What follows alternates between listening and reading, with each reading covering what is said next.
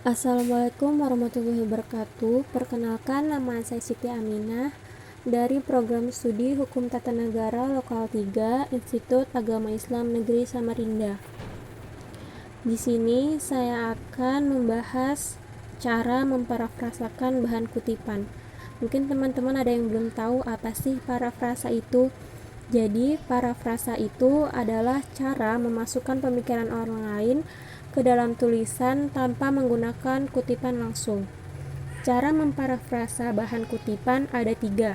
Yang pertama, memeriksa kutipan. Yang kedua, menggunakan kata-kata sendiri. Dan yang terakhir, memasukkan sumber kutipan. Cara yang pertama, memeriksa kutipan. A. Pilih 1-3 kutipan.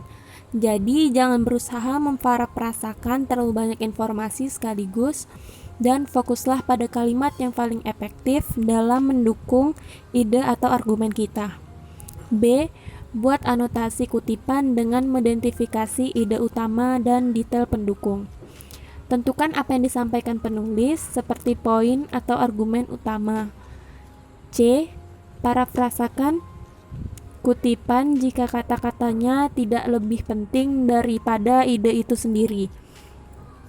Jadi, jika kita bisa mengekspresikan ide yang sama dengan kata-kata yang berbeda, sebaiknya gunakan parafrasa, karena parafrasa merupakan ide terbaik untuk mengutip data, fakta, atau statistik. D. Hindari parafrasa jika frasa kutipan langsung itu penting. Kutipan langsung lebih penting jika kita membutuhkan kata-kata asli penulis untuk mempertahankan makna, otoritas ahli yang menyatakannya, dan menyusun kata yang mengesankan. Cara yang kedua, menggunakan kata-kata sendiri. A. Baca lagi kutipan yang akan digunakan. Jadi, sebelum memparafrasakan, kita harus memahami benar-benar kutipan tersebut, karena ada dalam beberapa kasus yang kutipannya harus dibaca berulang kali. Oleh karena itu, fokuslah pada ide dalam kutipan. B. Nyatakan ulang ide menggunakan kata-kata sendiri. Gunakan catatan dan pemahaman terhadap teks secara keseluruhan. Jangan hanya mengganti kata-kata, tetapi harus menggunakan struktur kalimat yang berbeda yang sesuai dengan gaya esai. C. Bandingkan parafrasa Anda dengan kutipan asli. Pastikan idenya sama, tetapi kata-katanya berbeda agar tidak termasuk plagiarisme.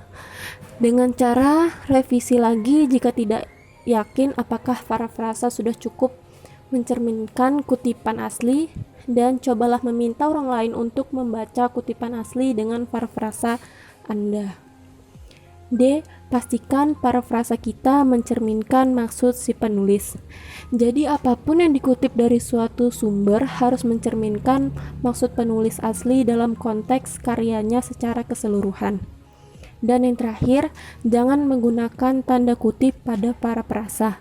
Oleh karena itu, parafrasa ditulis dengan kata-kata sendiri, tidak perlu menggunakan kata kutip. Cara yang terakhir yaitu memasukkan sumber kutipan.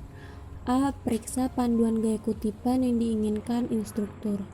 Panduan yang paling populer adalah MLA, APA, dan Chicago Style. Di sini kita harus mengikuti panduan ketika menyertakan panduan sumber kutipan, baik berupa parafrasa dalam teks maupun halaman sumber di akhir makalah.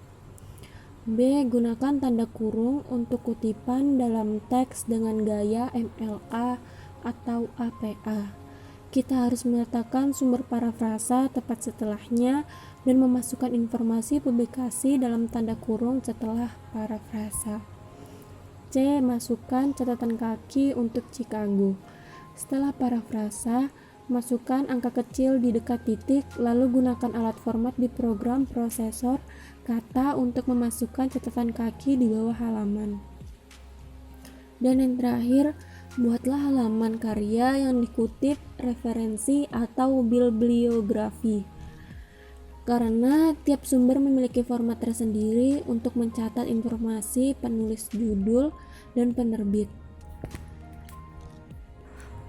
Mungkin sampai di sini dulu penjelasan cara memparafrasakan bahan kutipan dari saya.